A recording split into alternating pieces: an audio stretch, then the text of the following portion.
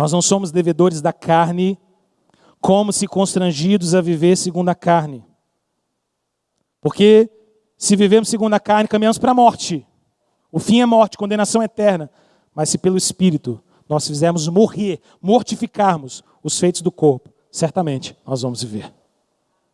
Você não deve nada para a carne. Você não deve nada para Satanás. Você não deve nada para o inferno. Você não deve absolutamente nada para uma vida de promiscuidade sexual. Você não deve nada para uma vida de corrupção. Você não deve nada para uma vida de mentiras, de lascívia. Você não deve nada para uma vida de maledicência, de críticas escondidas. Você não deve nada para as trevas, porque você foi liberto das trevas. Você não precisa mais viver constrangido pelo pecado. O pecado não mais tem poder sobre você se você está em Cristo. Tome posse daquilo que você é em Jesus. Daquilo que Cristo conquistou por você na cruz. Isso é seu. Abrace isso pela fé. Creia nisso. Rogue ao Senhor a isso nas suas orações. Quando você se sentir fraco ou fraca, chegue-se diante do trono da graça do Senhor e diga: Deus, tudo o Senhor me deu em Cristo Jesus. Eu quero ser livre. Eu quero viver como livre. Eu não quero mais ser escravo do pecado. Em nome de Jesus. Se você é uma família crente, se o seu lar é um lar crente, irmão, em nome de Jesus, não permita que o pecado reine, domine, influencie.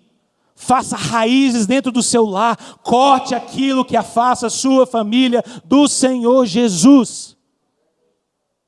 Nós somos omissos com essas coisas, irmãos.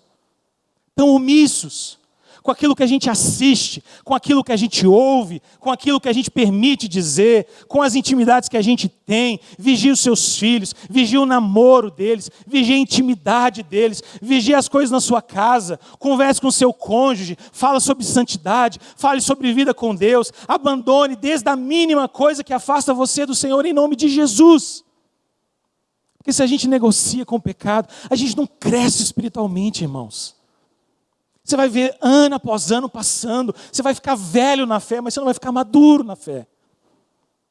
Você vai ter anos de banco de igreja, mas não anos de joelhos dobrados diante do Senhor. Abandone a frieza espiritual que talvez você esteja vivendo na sua família. Em nome de Jesus.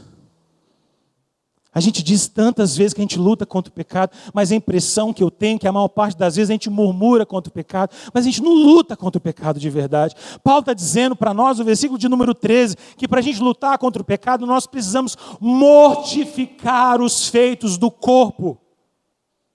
O apóstolo Paulo diz em 1 Coríntios capítulo 9, versículo 27, eu esmurro o meu corpo e o reduzo à servidão, para que eu, tendo pregado a muitos, não venha eu mesmo ser desqualificado. Paulo não está falando sobre mais ou menos tentar lutar contra o pecado, sobre negociar com o pecado. Ele está dizendo, eu esmurro o meu corpo, reduzo o meu corpo à servidão, para que o pecado não tenha domínio sobre mim. O quanto você tem lutado contra o pecado? Você já tem lutado a ponto de derramar sangue na sua luta contra o pecado?